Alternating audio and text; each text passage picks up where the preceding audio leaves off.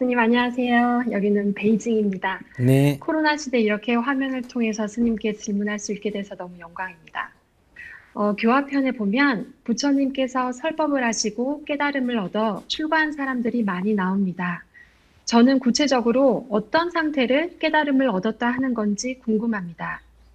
중도, 사성제, 영기법, 제법이 공함 이런 부처님 말씀을 듣고 아, 그렇구나 하고 깨달은 것이 깨달음을 얻은 걸까요?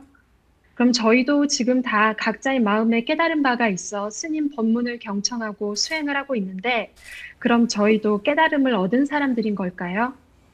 저에게 깨달음의 경지는 매일 108배를 하고 알아차리기를 하려 해도 순간순간 놓치고 마장이 올라오기 때문에 긴 시간 수행하고 정진해야만 언젠가 다다를 수 있을까 하는 그런 요원한 경지인데요. 부처님 제자들은 어찌 그렇게 부처님 말씀만 듣고 깨달음을 얻어 다들 출가까지 하게 됐는지 궁금합니다. 네. 깨달음에 대해서 이제 두 가지 극단이 있습니다. 깨달으면 모든 괴로움이 없어지고 이렇게 좀 절대화시키는, 깨달음을 절대화시키고 신비주의화시켜서 도대체 이 세상에서 깨달은 사람이 없어, 부처님 빼고는. 이것이 이제 절대화시키는 거예요. 마치 뭐 죽어서 천당 간다, 구원받는다 하는 것처럼 말이 깨달음이지 깨달음을 절대화시켰다. 오늘날 불교가 갖는 큰 폐단이 깨달음을 우리의 일상에서 벗어나서 저 이상에다가 가져가 버린 이런 폐단이 있고, 또 다른 하나는 아까 질문자가 얘기하듯이 뭐 일상에서 뭐 조금 돌이킨 거 그걸 가지고 전부 다 깨달음이다. 또 이렇게 얘기해서 뭐 깨달았다는데 아무런 생활에 변화도 없는 이런 문제를 가지고 깨달았다. 이렇게 또 얘기하는 거. 너무 이렇게 수준을 좀 낮춰버린 거. 너무 높여버린 거. 이 양쪽 극단이다. 이렇게 말씀드릴 수 있고요. 깨달음이라는 용어 자체는 모르는 것을 알게 될 때는 두 가지 용어가 있습니다. 하나는 이해, 하나는 깨달음, 하나는 자각이래요. 깨달음. 그럼 이해하고 깨달음하고는 어떤 차이가 있느냐? 이해라는 것은 그러니까 원리를 모르다가 원리를 알았다. 그러니까 지식적인 것을 이해하면, 지식적인 것을 모르는 것을 알면 뭐라고 한다? 이해라고 말해요. 그러니까 연기가 무슨 말인데 아 연기가 이런 말이구나 알았다. 사성제가 뭔지 몰랐는데 사성제가 고진멸도구나. 그럼 고가 뭐지? 고가 아 이런 게 고구나. 이렇게 아는 건 다 깨달음에 안 들어가고 어디에 들어간다? 이해에 들어간다. 우리가 학교 공부를 하거나 뭐 불교 교리를 배우거나 철학을 공부하거나 이런 건 다 어디에 들어간다? 이해에 들어간다. 그러면 깨달음으로 가는 과정에 이해는 필요 없느냐? 아니에요. 이해도 필요합니다. 이 네 가지가 있거든요. 신, 해, 행, 증이라 그래서 법에 대한 믿음. 첫째. 두 번째, 법에 대한 이해. 이때는 이해예요. 그게 무슨 말인지 어떤 원리인지를 알아야 돼요. 세 번째, 그것을 자기가 직접 이렇게 행해 봐야 돼. 그 원리대로 자기가 직접 해봐야 돼. 그리고 증, 행증. 증은 자기가 그것이 경험되어졌다. 그걸 실천해보고 자기가 그걸 증득했다. 이 마지막 단계를 뭐라 그런다? 깨달음이라 그래요. 그러니까 여러분들이 내가 화가 많았어요. 그런데 남이 나보고 야, 너 짜증 많다 이러면 인정이 안 돼. 내가 왜 짜증이 많아? 너 아까도 짜증 냈잖아. 아니지. 목소리가 약간 올라간 거지. 그게 왜 짜증을 낸 거야? 자기가 정말 몰라. 이제 이렇게 그것을 남이 지적해도 받아들이지도 않고 자기는 이해도 안 되고 억울해. 그러다가 어느 순간에 자기가 자기 모습을 봐. 아, 내가 참 화가 많은 사람이구나. 내가 고집이 센 사람이구나. 이렇게 스스로 이걸 알아차려. 이걸 뭐라 하냐면 자각이라 그래. 누가 지적을 해줘가 수긍하는 게 아니고 자기가 어느 순간에 아, 내가 이게 먹는 데 욕심 많구나. 내가 고집이 세구나.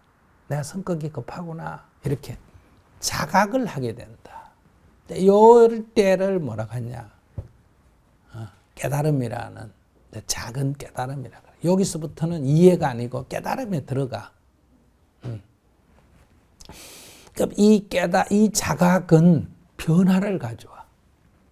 뭐 연기가 뭔지, 공이 뭔지, 뭐 사성제가 뭔지, 중도가 뭔지 100번 알아도 내 삶이 짜증이 없어지거나 뭐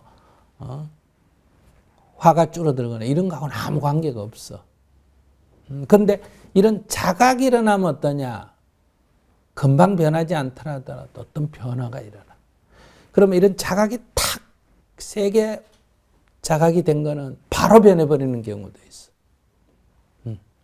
그 부처님 당시에 부처님의 법문을 딱 듣고 자기 어리석음을 탁 깨우쳐버린 사람은 바로 삶이 바뀌어버리는 사람도 있어요. 그러니까 많은 사람들 중에 법륜 스님의 유튜브를 듣고 자기가 죽으려고 그러다가 용기를 얻었다든지 이혼하려다가 했다든지 뭐 이렇게 살았다든지 이렇게 어떤 자기 삶의 변화를 얘기하는 사람이 있거든요. 그러면 자기가 어떤 성추행을 당해가 어릴 때 당해가 늘 괴로워했는데 법문을 듣다가 내 몸은 더럽혀질 수 없는 거구나 하고 자각하면서 거기서부터 해방이 돼가 얼굴 두고 다니게 됐다. 감사합니다. 이런 분이 있단 말이에요. 그럼 이런 거는 깨달음에 들어가는 거예요. 이건 이해에 들어가는 게 아니라 깨달음에 들어가게 된다. 이 깨달음에 들어가면 어떻게 되냐? 고뇌가 사라진다. 번뇌가 사라진다. 그런데 이제 그 깨달음의 그런 어떤 충격의 강도와 이제 그 바탕, 더 무의식 세계 밑바탕에 있는 무지가 깨지면 더 폭넓게 번뇌가 사라지고 이제 조금의 이 위에 의식의 위로 올라오는 부분에 무지가 깨지면 그 부분만 이제 사라진다. 다시 말하면 막 여기 올라가는 이 동맥 중에 하나가 탁 막혀버리면 이 전체가 병들지만은 아주 가는 핏줄에 하나 막히면 그 부분만 고장이 나는 것처럼 이제 그런 현상이 일어나게 된다. 그러면 이제 저희가 하는 문경 수련원 같은 데 와서 깨달음의 장을 한다. 그러면 그건 5일 동안 굉장히 집중적으로 수련을 한단 말이에요. 그럴 때는 이렇게 어떤 문제에서 탁 이렇게 이러면 자각이 되면 그 뭐 이해하는 게 아니에요. 논리를 이해하거나 이게 아니라 자각이 탁 되면 내가 이제까지 누군가를 미워했는데 왜 미워하느냐를 계속 탐구하다 보면 미워할 아무런 이유가 없는 걸 발견하게 돼. 자기가 생각해도 내가 미쳤나? 왜 지금까지 이걸 내가 붙들고 10년을 이렇게 괴로워했지? 이렇게. 그러니까 내가 어머니에게 뭘 해달라는데 어머니가 안 해줬어. 그래서 그게 딱 목에 걸려가지고 계속 어머니를 미워했다 이 말이에요. 그런데 이제 자기 삶을 이렇게 깨달음의 장에서 돌아보니까 자기가 어머니한테서 받은 은혜는 태산 같은데 그 중에 딱 한 개 지 맘대로 안 됐다는 그게 탁 걸려가지고 미워했는데 이건 내가 어리석었구나. 그게 탁 무너지면 어머니에 대해서 미워했던 것들이 확 뚝이 터져 무너버리듯이 그렇게 된다. 그러면 이제 고뇌가 확 이렇게 넓은 면에서 고뇌가 없어지는데 이제 이런 막힘이 이제 하나의 이치, 어머니에 대해서 그러면 그건 아버지에 대해서도 마찬가지고 남에 대해서도 마찬가지겠죠. 그렇게 해서 이 고뇌라는 것이 결국은 내가 어떤 생각을 하나 움켜쥐고 집착하면서 생기는 거구나. 이런 걸 이제 경험적으로 되게 되면 다른 문제들도 같이 이렇게 번뇌가 사라지게 된다. 이제 이렇게 되더라도 현실에서는 어떠냐? 어떤 거는 100% 없어져 버리지만 어떤 거는 그렇게 알아서 없어진 줄 알았는데 또 세게 대시고 오면 어때요? 맞아요. 또 이게 또 살아난단 말이에요. 그래서 늘 이거를 이제 큰 쓰레기는 한꺼번에 탁 버려지지만 미세한 먼지들은 한꺼번에 없어지지 않고 꾸준히 이렇게 걸레를 이렇게 빨아서 닦아내듯이 이렇게 꾸준히 정진해 나가야 된다. 그러니까 이거는 어떤 원리를 이해하는 거하고는 거리가 멀다. 그런데 이제 이 이해하는 것이 이 깨달음으로 가는데 도움이 될 때도 있고, 이 이해한 이론에 집착을 해버리면 어떻게 되냐? 깨달음에 오히려 그게 장애가 된다. 그러니까 불교적인 교리를 공부함으로 해서 깨달음에 도움이 되기도 하지만 제가 경험한 걸로는 교리 공부를 불교 교리 공부를 하거나 불교에 대해서 아는 게 많을수록 깨달음에 장애가 되는 게 일반적이에요. 안다는 생각에 빠져가지고. 그러니까 직접 탐구를 안 하고 왜 그렇지 하고 탐구를 안 하고 그건 이거야, 그건 그거야. 저 사람 저것도 몰라. 이런 식으로 접근하기 때문에 오히려 장애가 되고 있다. 예를 든다면 팔만대장경을 다 공부하고 불교 이론에 밝은 불교학 박사를 따가지고 불교대학에서 강의를 하는 교수가 있다 치자. 이 사람 집에서 부부싸움 할까 안 할까? 이 사람 자기 자식이 말 안 들으면 신경질 날까 안 날까?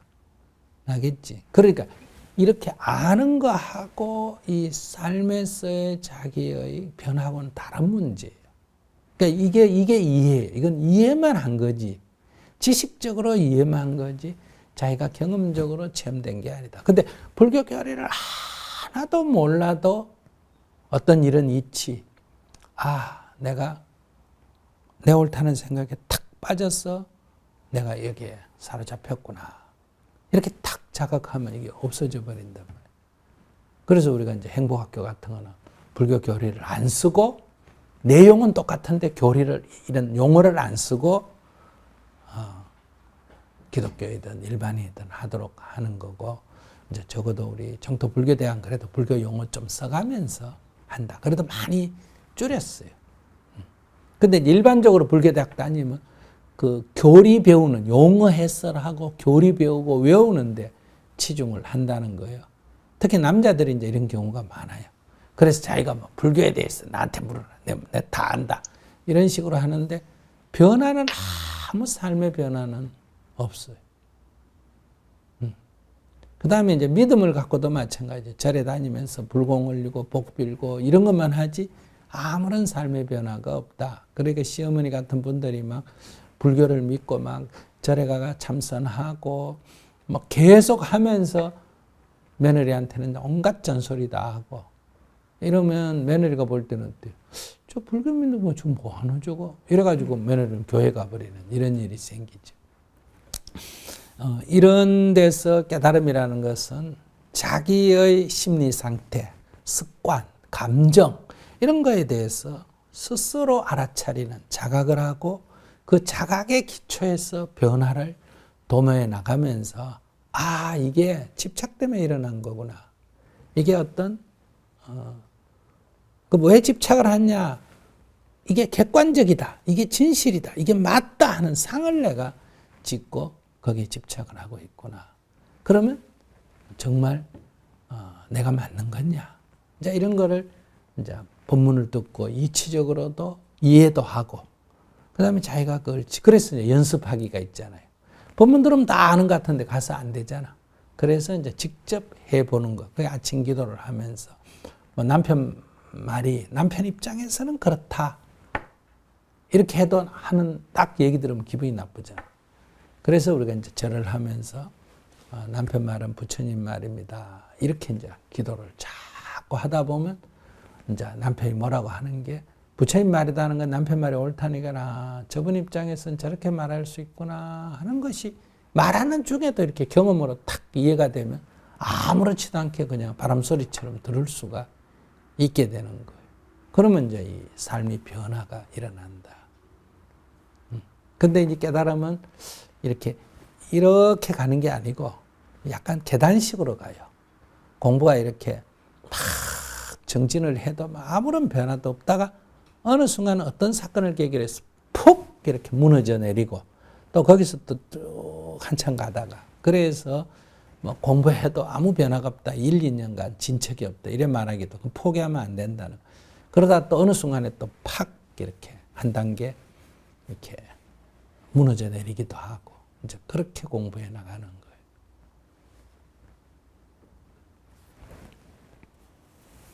그러니까 이해하는 것은 깨달음이라고 말하는 게 아니다. 그러니까 이제 깨달음장에 와서도 체험해 보시고 또 이렇게 매일 정진하다 보면 어느 순간에 자기가 자기를 자각합니다. 그러니까 법문 듣는다고 되는 게 아니라 이렇게 정진을 하다가 법문을 들으면 전에는 법문 들을 때 그 생각을 못 했는데 오늘 법문을 탁 들으니까 내가 엄청나게 고집이 센 사람이구나 이렇게 자각될 때가 있어요. 그러면 변화가 일어나게 된다. 그러면 이제 우리가 그거를 뭐 부처님처럼 대도를 깨달았다 이래는 말 못하더라도 작은 깨달음을 얻었다 이렇게 말할 수가 있어요. 부처님 당시의 제자들은 부처님이 워낙 교활력이 커서 그런지 이렇게 이제 대부분 다 그냥 요즘처럼 막 얘기하는 게 아니라 정말 자기가 힘들고 괴로워서 막 울고불고 부처님을 찾아오거든요. 부처님을 만나기가 쉽지도 않으니까. 그러니까 너무 간절하니까 부처님 말씀을 탁 듣고 이렇게 자각하는 경우가 있는데 첫째는 본인이 간절했다는 데가 있고 두 번째는 부처님이 교화력이 컸기 때문에 오는 문제도 있다. 부처님은 왕자 출신이다 보니 세상에 대해서 아는 게도 많고 여러 가지 지혜가 있어서 방편을 그 사람에 맞게끔 쓴 그런 것도 있고 세 번째는 부처님 만났다고 다 깨달았다. 그렇지 않습니다. 그러면 이제 이 수많은 부처님과 사람들의 만남 중에 이걸 다 외워가 올 수는 없잖아. 그죠? 그럼 그 중에 효과가 난 것만 외울까? 효과 안 난 것도 외울까? 기록을 할 때는. 효과 난 것. 효과 난 것만 하죠. 그러니까 우리가 이 증문즉설 할 때도 오늘 하루 종일 한 것 중에 제일 그래도 효과가 난 걸 갖고 스님이 하루에 씻잖아. 그죠? 그런 것처럼 효과가 난 것만 씻다 보니까 다 깨달은 것 같이 보이고 또 이 법문을 듣고 또 조금 변화가 있다가 한 1년 만에 10년 만에 탁 깨달아가 변화가 왔다. 그러면 이 10년 과정을 다 적을까? 다 생략해버리고 시작하고 끝만 적을까? 다 생략하고. 그래. 그래서 이 경전은 듣자마자 다 깨달은 것처럼 돼 있다. 됐어요? 네, 감사합니다. 네. 마음에 힘이 드는 말씀입니다. 감사합니다. 네. 부지런히 정진하세요. 네.